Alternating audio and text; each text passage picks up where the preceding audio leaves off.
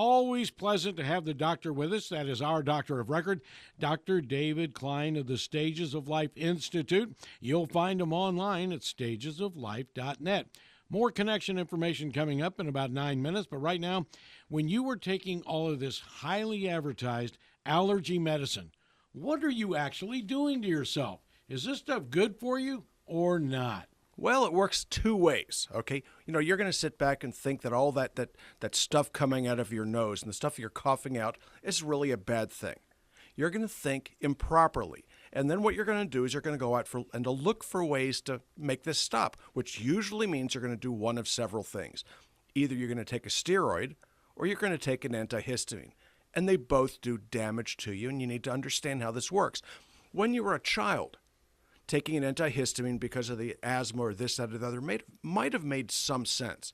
Okay, why? Because you got to run and jump and kick and scream and do all these things, and it's a little easier when you can take a deep breath.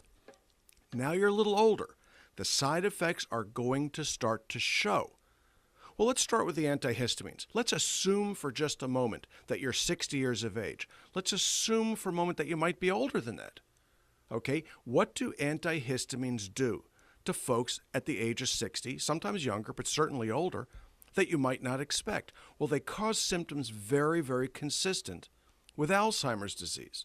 Now, when you treat folks with Alzheimer's, what are you giving them? You're giving them expensive medications that are prohistaminic. You give them medications that are procholinergic.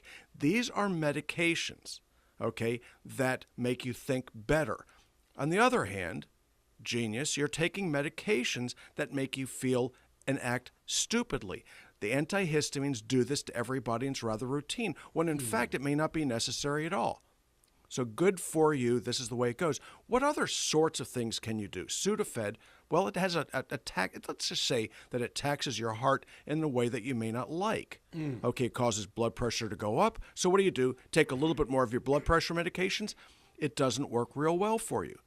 There's a time and there's a place. If you're flying, I used to be an Air Force flight surgeon.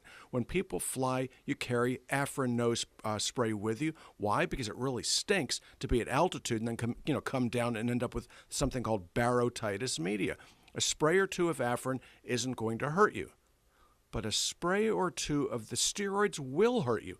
And here's something that we're finding in Stages of Life on a daily basis. We do cortisol level and ACTH levels on about every patient that come through the door. Why? Because it's shocking. Absolutely shocking at the number of folks that have shut down their adrenal glands. And you can measure this easily enough with ACTH, adrenocorticotropin hormone, and cortisol. Okay, I've got more data than anybody else that I'm aware of in the world.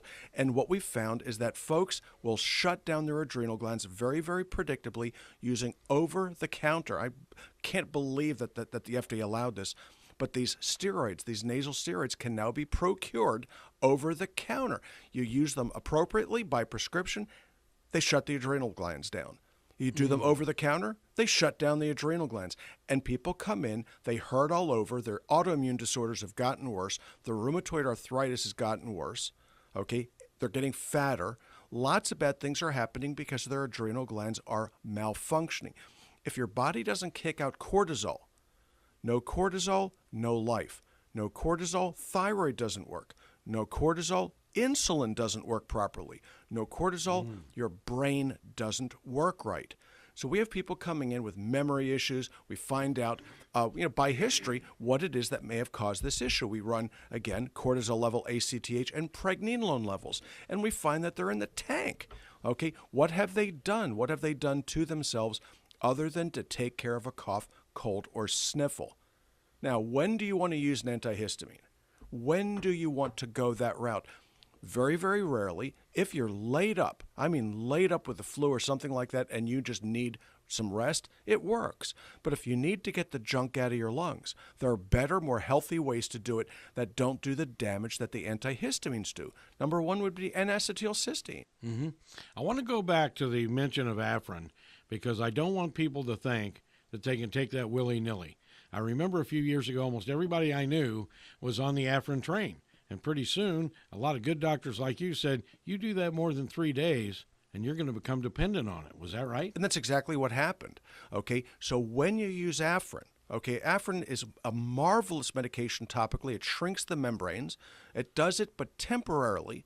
But then the body develops something called tachyphylaxis. What is this? That means the body no longer really recognizes it as being a stimulation, and now it relies on it for its natural state of being. You become dependent on that stuff quickly. So typically I tell people to use it for a day or two, maybe 3, and then stop it. Okay, a day or 2 or 3 before you restart it. So if you're on the road, let's say that you're flying from here to Alaska. It's bright, brilliant, genius to use this stuff before you fly and again on the way down, because it's the way down from altitude that usually causes people's issues. The first dose gets things started. It opens them up. The way down keeps you from developing ear block. So as a pilot and as a flight surgeon, this was something that we did, but we did not give each other, or our patients for that matter, antihistamines. Why? Because it makes you stupid. Everybody knows it. Don't take this medication and drive. Man, when you hit the age of 65, it becomes a critical issue. When you're a kid, it's not. So there are many choices that you can make that'll keep you out of trouble. Again, Afrin for very, very brief periods of time. But what do you do to get the junk out of your sinuses? N-acetylcysteine, NAC. That stuff is like a gift from God. Not only will it drain the sinuses, you're going to go, well, gee, I want it to dry up. No, you don't. Your body's telling you that it wants it out. Don't think that you're doing a better job than Mother Nature's doing for you here, bro. What you need to do is to get the junk out. The dosage, 500 to 600 milligrams, 2 to 3 or 4 times per day, lots of fluid. Now, what else does the NAC do for you besides clean out your sinuses? Cleans out your gallbladder, cleans out your liver, cleans out your pancreas, prostate. Basically, every gland that you've got will then become, it liquefies the secretion so they drain more easily. It's kind of like the Roto-Rooter for your body. So you're fixing one thing, fixing everything. What else seems to be helpful? Well, if you have allergy issues, quercetin, spelled Quercetin, marvelous medication. It's an herbal.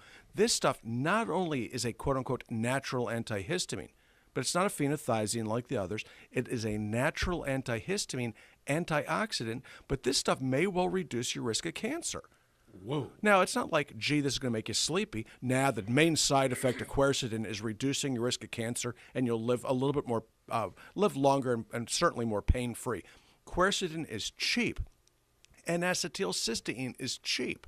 The very best that you can get. Pharmaceutical-grade NAC and quercetin are cheap. My God, I got people coming into the office. They bring me their bottles. I wonder what the hell were you thinking?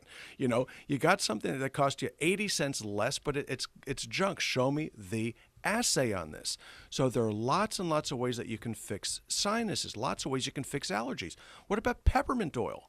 You can't mess up peppermint oil. You can buy it at Publix. They have a marvelous supply of foods and everything else.